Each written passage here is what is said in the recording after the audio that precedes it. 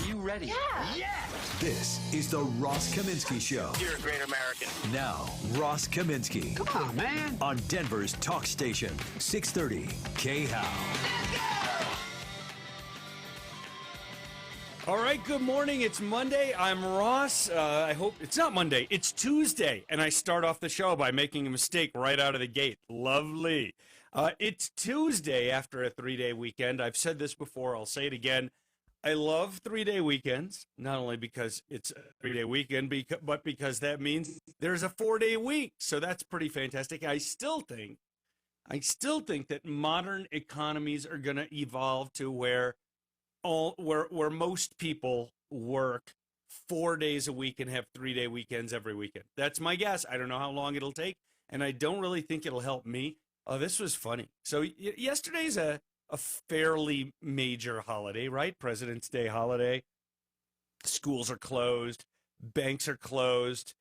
Lots of stuff is closed. It's not quite on the level of Christmas and New Year's of stuff being closed, but it's a pretty major holiday. Stock market's closed. And I was off yesterday, and it was funny how many notes and texts and emails and stuff I got from people saying, why aren't you on the air today? Is there something wrong? And I'm like, dude, it's a holiday. Don't I get a day off once in a while? Can I please just have a day off once in a while? Oh my gosh. Anyway, so I enjoyed my day off. I did approximately nothing, which is absolutely fine. And over the weekend, I should tell you, over the weekend, the long weekend, I read a book that's going to be coming out in the next couple of days called Relentless by Mark Greaney. And it's in a series of novels of his called The Gray Man.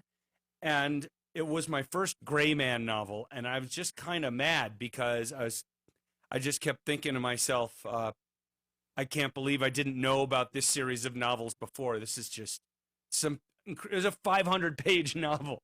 And I read it this weekend. I couldn't put it down. So that was a great way to use a weekend. And as far as my Valentine's Day, it was quite a lovely Valentine's Day. You know what Kristen and I did for Valentine's Day? So Kristen has this personality trait where she just doesn't easily relax when she's at home. She always finds something that needs to be done, some interior decorating to do, or some gardening or landscaping to do, although that would have been pretty difficult this weekend. And so the only way Kristen ever relaxes is if she goes away. And sometimes we go away together, and sometimes I just say, look, just, go to a hotel somewhere. It doesn't have to be far away. Just go get away. So Kristen went to a hotel in Colorado Springs, not that far away, and just stayed there for 3 days. And she told me all she did was read books and watch TV and do almost nothing of anything else and just relaxed. And so for Valentine's Day, Kristen was in Colorado Springs and I was home with the kids, and I called her and said Happy Valentine's Day. But actually, it was all right. It was all right. She left me a box of chocolates, like the whole Forrest Gump thing. Anyway, I hope you had a lovely Valentine's Day in whatever way you and your Valentine decided to celebrate it. Okay, so let's jump into some of the stuff that happened. If you were paying a little bit of attention to the impeachment, but only a little, and maybe you went to bed Friday night thinking, okay, they'll probably get to a vote this weekend, and then you got to Saturday night and everything seemed kind of, on track and things were going basically the way you expected, you would have missed this incredible furor that happened on Saturday morning.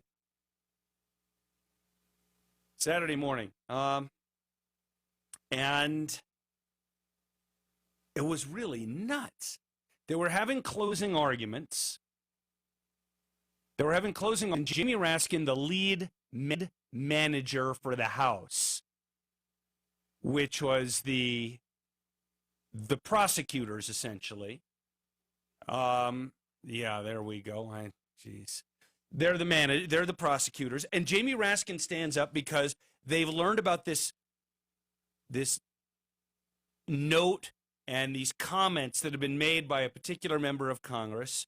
Jamie Herrera Butler is her name, talking about a phone call that Minority Leader Kevin McCarthy had with President Trump during the riots. And Jamie Raskin stands up and says, we want to interview her. We want to have witnesses. And the whole place goes crazy. And it's about 90 minutes or 2 hours of complete insanity and confusion. And I was on Twitter and we're, debating whether this is a good move for the Dems or a bad move for the Dems and all this stuff. And the Republicans were saying, well, if you have witnesses, we're going to have witnesses. We've got 300 people we'd like to call. And the first will be Nancy Pelosi. I think the angle with Nancy Pelosi is that some people suggested before January 6th that she might increase the National Guard presence around the Capitol for that day, and she refused to do it, and so people are going after her on that. Anyway, it was just absolute pandemonium. And I think, even though the White House denies it, I think that somebody at the White House got in touch with a senator and said, you need to make this go away. You need to get this trial over with.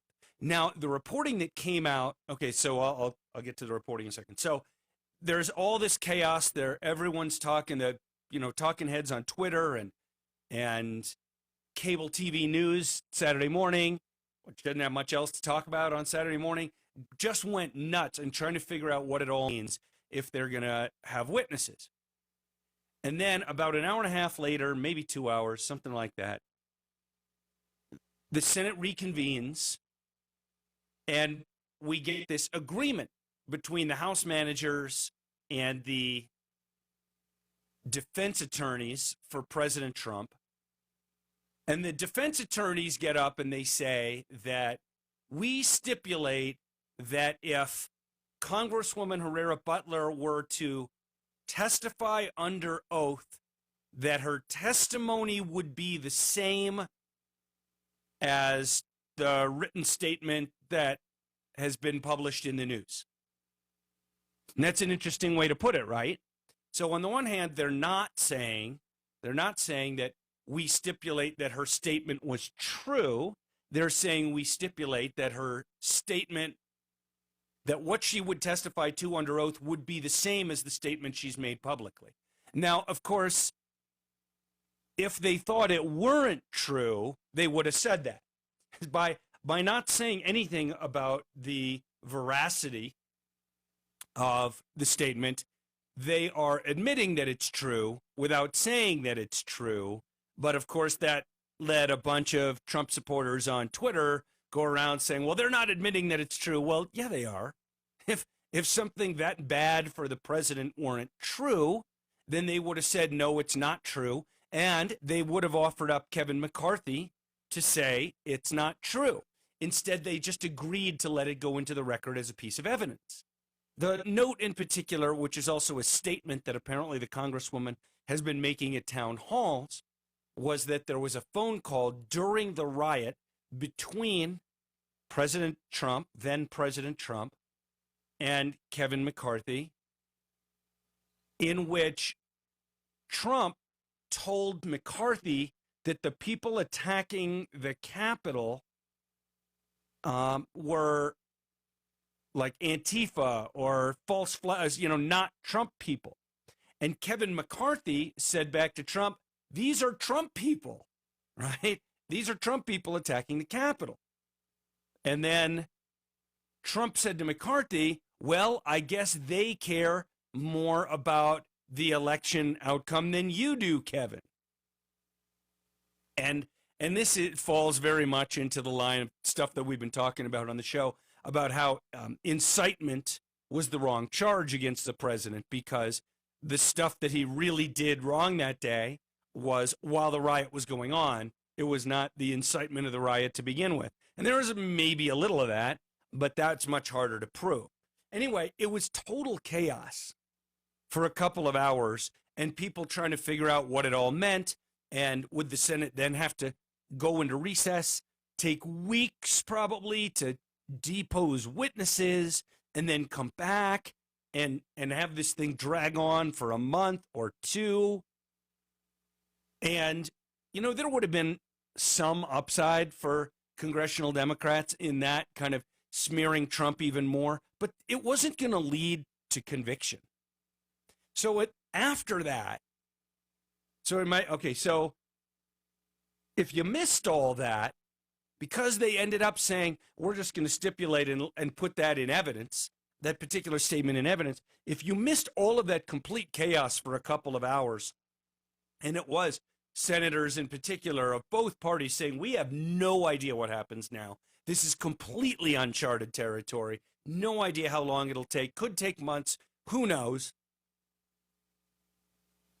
If you missed all that, you would have thought nothing happened, because what you expected to happen by Friday night happened by Saturday afternoon when they voted to acquit Trump.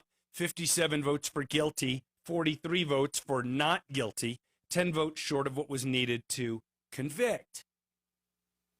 So the reporting that came out was that Senator Chris Coons, jumped into this process here and said, look, if we go down this road, we're going to be putting all kinds of hurdles in the way of other Senate business, like confirming President Biden's nominees and like passing coronavirus relief. And remember, I've been saying on this show for a few weeks now that the rush for coronavirus relief is not actually because there's a rush for relief.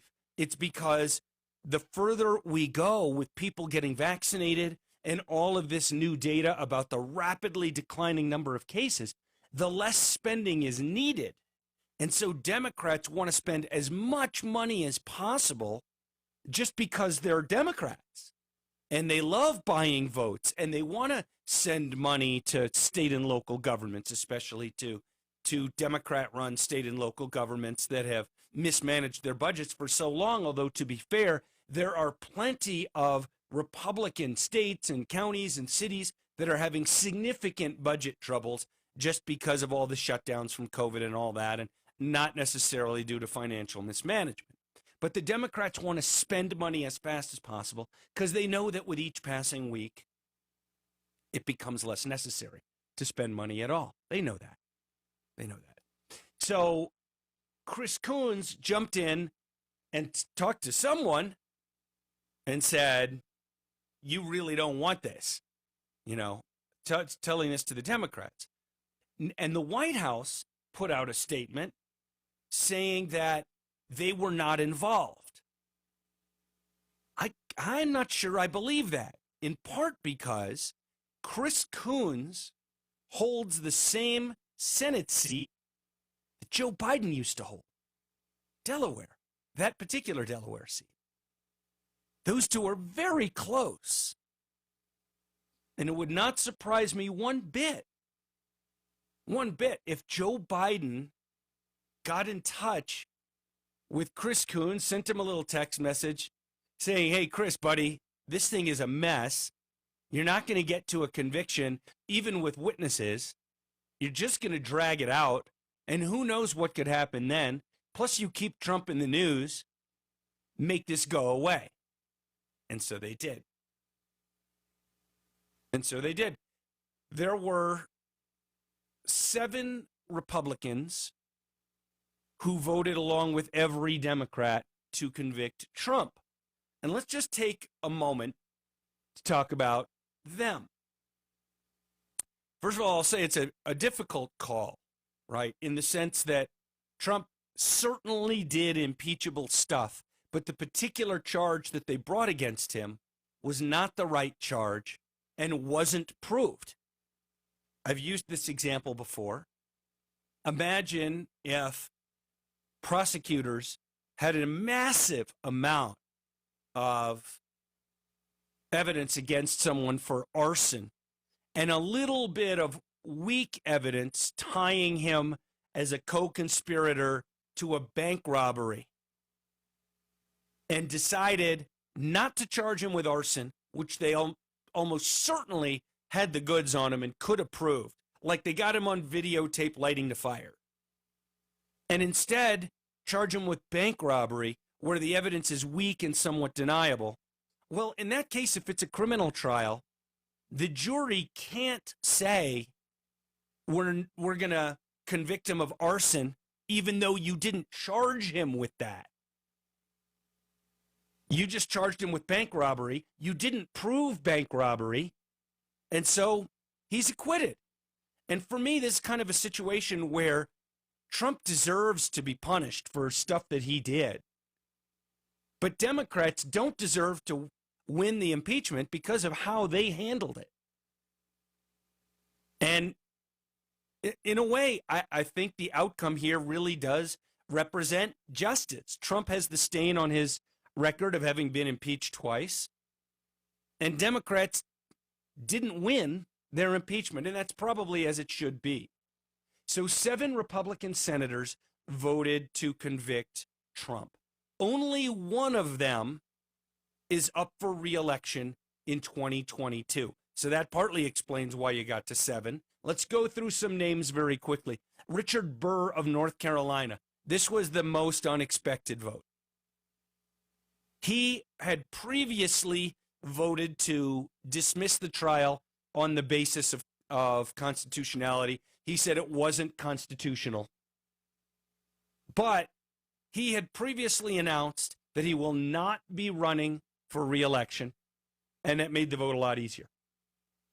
Bill Cassidy, medical doctor from Louisiana, who voted that the trial was constitutional, even though a few weeks earlier when Rand Paul forced a similar vote, he had voted the other way. He changed his vote in the previous round this time and then voted guilty. The state's Republican Party censured him, but he doesn't have to face voters again until 2026. Susan Collins of Maine, also not surprising that she voted to convict. She doesn't face voters until 2026.